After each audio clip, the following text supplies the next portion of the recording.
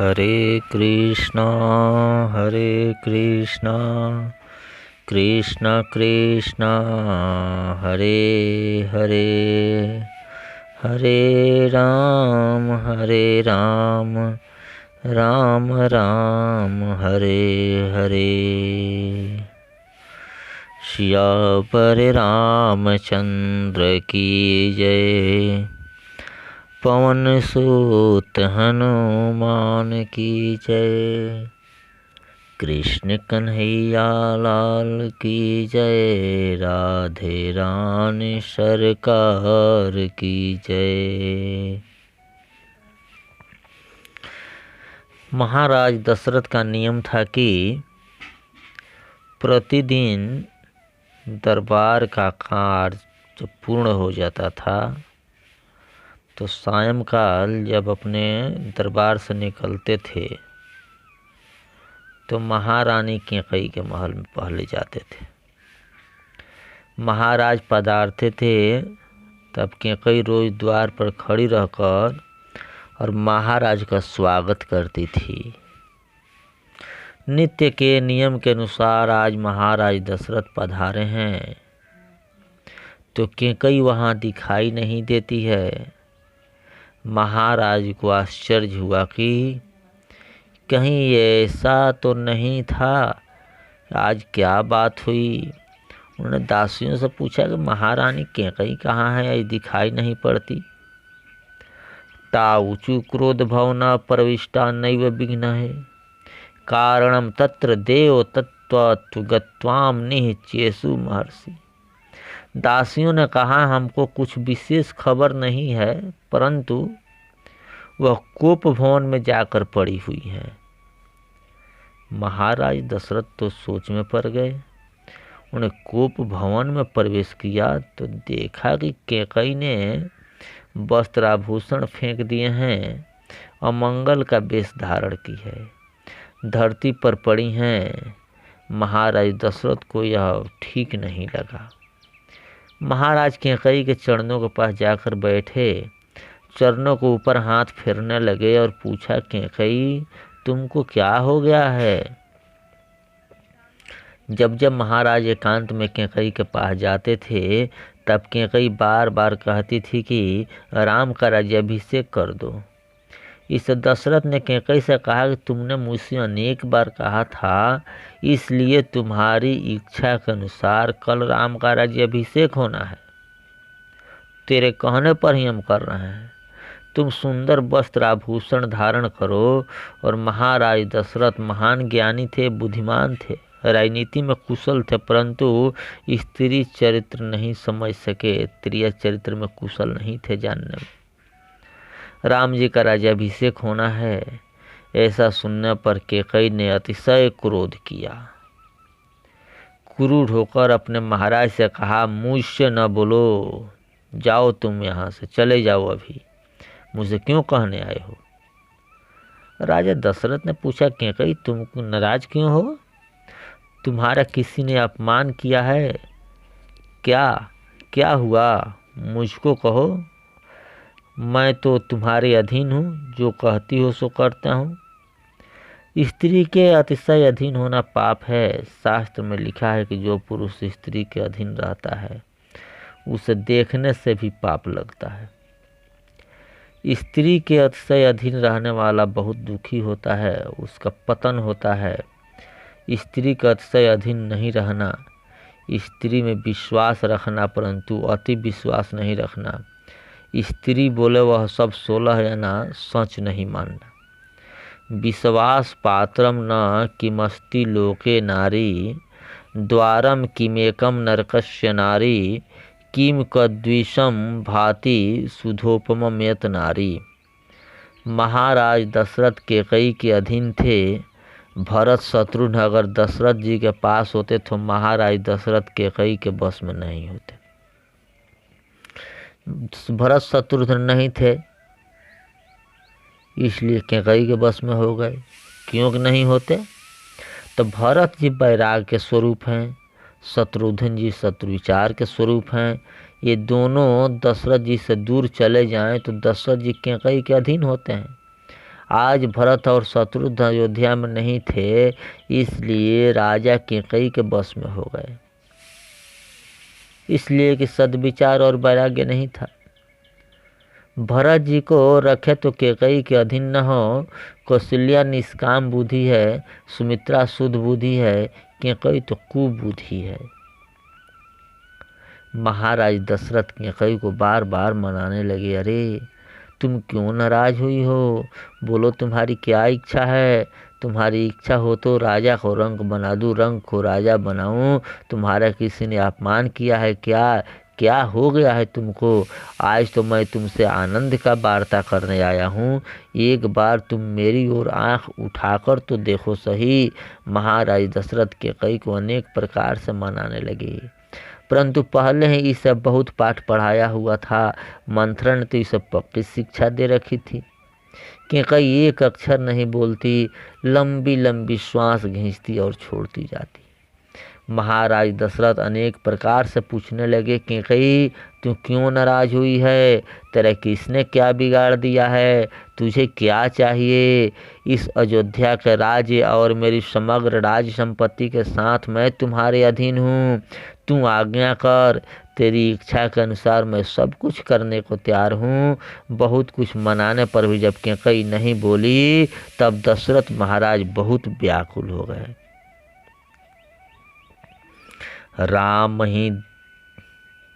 राजा फिर कहने लगे, कैकेयी आज तो अयोध्या नगरी का श्रृंगार किया गया है, सब सुखी हैं, बहुत सुखी हैं, और फिर तुम इस प्रकार काले वस्त्र पहनने यह योग्य नहीं है। आपको श्री राम का मुझे राज्याभिषेक करना है तेरे ही कहने के अनुसार, इसलिए तू बार बार कहती थी कि राम का राज्याभिषेक करो, राम का राज्याभिषेक करो, तो हमने शुरू किया है। राम ही देख कालु जुवराजु, सजहि सुलोचन मंगल साजु। तुम सुंदर वस्त्र आभूषण धारण करो। महाराज दशरथ को अभी तक खबर नहीं थी कि कैकेयी के मन में क्या चल रहा है। कैकेयी केवल तिरस्कार करती रही, केवल तिरस्कार करती रही। अत्यंत व्याकुल होकर दशरथ जी बोले, कैकेयी तुझे क्या हो गया है? मैं तुमसे ठीक कहता हूँ, आज तक किसी दिन मैंने राम की सौगंध नहीं ली। राम मुझको प्राणों से भी अधिक प्यारे हैं। आज मैं राम की सौगंध खाकर कहता हूँ कि तुम जो मांगोगी मैं वहीं तुमको देने को तैयार हूँ। बोलो। दशरथ महाराज ने जब राम जी की सौगंध ली, तब कैकेयी जीभ चाटी, अब ये मेरे हाथ में आ गए, अब बंधन में आए। इसलिए मंथरा बोली थी, जब तक राम का सौगंध नहीं ले तो कुछ नहीं बोलना। अब ये ना नहीं कह सकेंगे, कारण कि राम की सौगंध ले ली है। क्रूर कैकेयी उठकर खड़ी हो गई और महाराज से कहने लगी, मांग मांग, क्या कहते हो? मैं मांगूंगा तुझ मुझको दोगे? दशरथ महाराज ने कहा, कैकेयी तुमको शंका क्यों हुई? तुम जो मांगोगी वहीं दूंगा। कैकेयी ने कहा, मुझको शंका होती है कि मैं जो मांगोगी वह आप नहीं दे सकोगे। राजा ने कहा, मैं रघुवंश का बालक हूँ, रघुकुल रीत सदा चली आई, प्राण जाए पर वचन न जाई। मेरे प्राण चले जाएं तो भले चले जाएं, परंतु मैंने तुझको जो वचन दिया है वो तुम जो मांगोगे वहीं दूंगा, उसमें ना नहीं कहूँगा। मेरा वचन मिथ्या नहीं होगा, मेरा वचन मिथ्या नहीं होगा।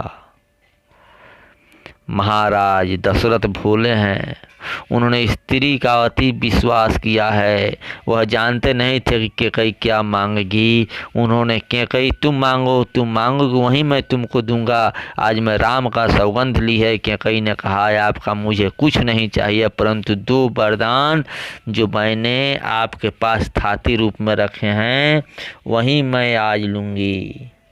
राजा बोले, 2 वरदान क्या मांगती हो तुम? 4 वरदान मांग लो। 2 वरदान लेने के लिए तूने हठ किया है? कैकेयी यह योग्य नहीं है, तुम जो मांगोगे वह मैं तुमको दूंगा। कैकेयी ने कहा, आप ठीक तरह सुने, पहला वरदान मांगती हूँ कि यह जो राज्याभिषेक की तैयारी हुई है उससे राम नहीं मेरे भरत का राज्याभिषेक हो। दशरथ जी सुनकर घबराए, पीछे मन में विचार किया, भरत राजा हो तो मेरा राम राजी होगा, राम नहीं कहेगा कि नहीं भरत क्यों राजा हुआ, भरत का राजा होने पर राम दुख नहीं करेगा, चलो कोई बात नहीं, मेरे राम को तनिक भी बुरा नहीं लगेगा, इसका तो छोटे भाइयों पर अति प्रेम है, ऐसा कहता है कि चारों भाइयों को गद्दी पर बैठाओ, तुम कुछ मन में लाएगा नहीं। इसे दशरथ महाराज कैकई से कहा, कैकई मैं भरत को राज्य दे दूंगा, कोई बात नहीं, मैं भरत का राज्य अभिषेक करने को तैयार हूँ, तो दूसरा वरदान मांग। कैकई ने राजा का तिरस्कार करते हुए कहा, आप सावधान हो ना, ठीक ठीक सुनना। दशरथ महाराज ने कहा, आज तुम इस प्रकार क्यों बोलती हो, कैकई मुझको शंका है कि मैं जो मांगने वाली हूँ वह आप मुझको नहीं दोगे। दशरथ जी ने कहा, सुन, तनिक भी शंका न रखो, मैं तुमको दूंगा। तो कैकई ने कहा, तापस भेष विशेष उदासी, 14 बरस राम बनवासी, नवपंच च वर्षाणि दंडकारण्यमाश्रितः, चिराजिनधरो धीरो रामो भवतु तापसः। वाल्मीकि रामायण में लिखा है, मेरी इच्छा है कि कल सवेरे राम वक्कल वस्त्र पहनकर 14 वर्ष के लिए वन में जाएं, यह दूसरा वरदान मांगती हूँ। जैसे ही दूसरा वरदान मांगा, दशरथ महाराज बहुत व्याकुल हो गए, बहुत बेचैन हो गए। मैं क्या सुन रहा हूँ, इन कानों से मुझे क्या सुनाई दिया, कहते हुए चेहरा एकदम उड़ गया दशरथ महाराज का, फीका पड़ गया, निस्तेज हो गए, तेज की समाप्ति हो गई। महाराज बहुत घबराए और कैकई से कहने लगे कि मैंने राम से कहा है कि मैं तुम्हारा राज्याभिषेक करूंगा, अब उसको वन में किस रीति से भेजूं कैकई, कैकई यह दूसरा वरदान तुम छोड़ दो। मैंने राम से मेरा राम ने तुम्हारा क्या बिगाड़ा है, भरत को राज्य देने को तैयार हूँ, तुम राम को घर में तो कम से कम रहने दो। क्योंकि मैं तुमसे सत्य कहता हूँ कि अब मैं बहुत नहीं जीऊँगा, राम के वियोग में तुम मुझको मत मारो। जीवन मोर राम बिनु नाही, राम प्रभु मुझको प्राणों से भी अधिक प्यारे हैं, राम बहुत सरल है मेरा, राम ने तुम्हारा क्या बिगाड़ा है, तुम रोज राम की प्रशंसा करती थी, आज तुमको यह क्या हो गया है। तुझसे सच कहता हूँ, राम की माँ कौशल्या मुझसे कुछ नहीं कही है, कौशल्या का स्वभाव बहुत सरल है, तुम्हारे लिए उसके हृदय में अतिशय प्रेम है। तो कैकई ने कहा कि अब तुम बहुत भोले मत बनो हमसे, राम साधु तुम साधु से आने, राम मातु भली सब पहचाने। राम कैसा भोला है, कौशल्या कैसी भली है, और तुम कैसे सज्जन हो, सियाने हो, यह सब मैं जानती हूँ। मुझको मंत्रा ने सब बता दिया है, कुछ नहीं छुपाया है। राजा दशरथ के प्रेम का, कैकई को निष्ठुरता का वर्णन हो सके ऐसा संभव नहीं है, कोई कर ही नहीं सकता है। कैकई ने अति निष्ठुर होकर दशरथ महाराज का तिरस्कार करते हुए कहा, अबला की तरह रोते क्यों हो, शर्म नहीं आती तुझको, तुमने कहा था कि रघुकुल रीत सदा चली आई, प्राण जाए पर वचन न जाए, वह किस मुख से कहा था तूने, असत्य बोलोगे तो नरक में पड़ना होगा तुझको। राजा दशरथ कैकई से विनती करने लगे, कैकई किसी भी दिन तू इस तरह हमसे नहीं बोलती थी, परंतु आज क्यों इस तरह बोल रही हो, मैं तुझे ठीक कह रहा हूँ। राम वन में जाएंगे तो क्या सीता जी घर में रहेगी, सीता जी तो अतिशय कोमल है, सीता जी वन में जाए तो राजा जनक को मैं किस प्रकार मुंह दिखाऊंगा, क्या कहूँगा राजा जनक से। कैकई लक्ष्मण भी फिर घर में नहीं रहेगा, यह वरदान तू वापस ले ले, मेरे राम को राज्य का तनिक भी लोभ नहीं है, तूने मुझसे कहा था कि राम को गद्दी पर क्यों नहीं बैठाते, एक बार नहीं अनेक बार तुमने मुझसे कहा था, इसलिए तो मैंने राम का राज्याभिषेक की तैयारी की, परंतु मुझको लगता है कि मैंने तुझसे बिना पूछे राज्याभिषेक की तैयारी की, यह मेरी भूल हुई है। कैकई मेरी भूल हुई तो उसे तू क्षमा कर दे, कैकई राम को खबर पड़ेगी तो वह तुरंत वन में चला जाएगा, वह बहुत सरल है। वह प्रसन्नता से वन में चला जाएगा। राम को तू पकड़ कर रख, वन जाने मत दे कि कहीं राम पर मेरा कैसा प्रेम है, यह जानने के लिए तू कोई नाटक तो नहीं कर रही है, तू मेरे साथ कोई हंसी मजाक परिहास तो नहीं कर रही है। राम वन में चले जाएंगे तो तेरे मेरे प्राण भी उनके पीछे पीछे चले जाएंगे, क्योंकि भरत का राज्याभिषेक देखने के लिए तुम मुझे जीवित नहीं रख सकती, नहीं रख सकती। कैकेयी को महाराज दशरथ अनेक रीति से मनाने लगे, परंतु वह बदली नहीं। वह कुछ भी सुनने को तैयार नहीं हुई। उल्टे अधिक क्रोध में कहने लगी, अब तुम्हारे इस कपट में मैं नहीं आने वाली हूँ। आज तक तो तुमने बहुत धोखा दिया, मुझे मंथरा ने सब बता दिया, सब बता दिया। तुम क्या समझते हो कि कैकेयी खाने के लिए कोई चना मुरमुरा मांगने वाली थी? तुमको कुछ होश है कि नहीं? कल राम वन में न गए तो मेरा मरण निश्चित है। कैकेयी मन में जो आया सो बकने लगी। महाराज दशरथ उसे मनाते हुए कहने लगे, कैकेयी तू यह क्या बोल रही है? तू मेरे ऊपर दया कर, मेरे राम ने तेरा कोई अपराध नहीं किया है, मेरे राम ने तेरा क्या बिगाड़ दिया है, क्षमा कर उसे। मैं भरत को राज्य देने को तैयार हूँ कैकेयी, मैं राम को लेकर अयोध्या से बाहर वशिष्ठ जी के आश्रम में रह लूँगा, यहाँ नहीं आऊँगा, परंतु मेरे राम को तू मेरी आँखों से दूर न कर, मैं तेरे पाँव पड़ता हूँ कहकर दशरथ जी ने पाँव पकड़ लिया। आज मेरे ऊपर भी क्या तुझे दया नहीं आती? मैं तुझे ठीक कहता हूँ, तू भरत के लिए राज्य की मांग करती है, परंतु मुझे ऐसा लगता है कि भरत गद्दी पर नहीं बैठेगा, वह नहीं कर देगा। 14 वर्ष पीछे श्री सीता राम जी स्वर्ण सिंहासन पर विराजेंगे और अयोध्या की भाग्यशाली प्रजा उनके दर्शन करेगी, परंतु मैं देखने के लिए जीवित नहीं रहूँगा। मेरा जीवन का अंतिम मनोरथ अधूरा रहेगा, ऐसा मुझको लगता है कैकेयी।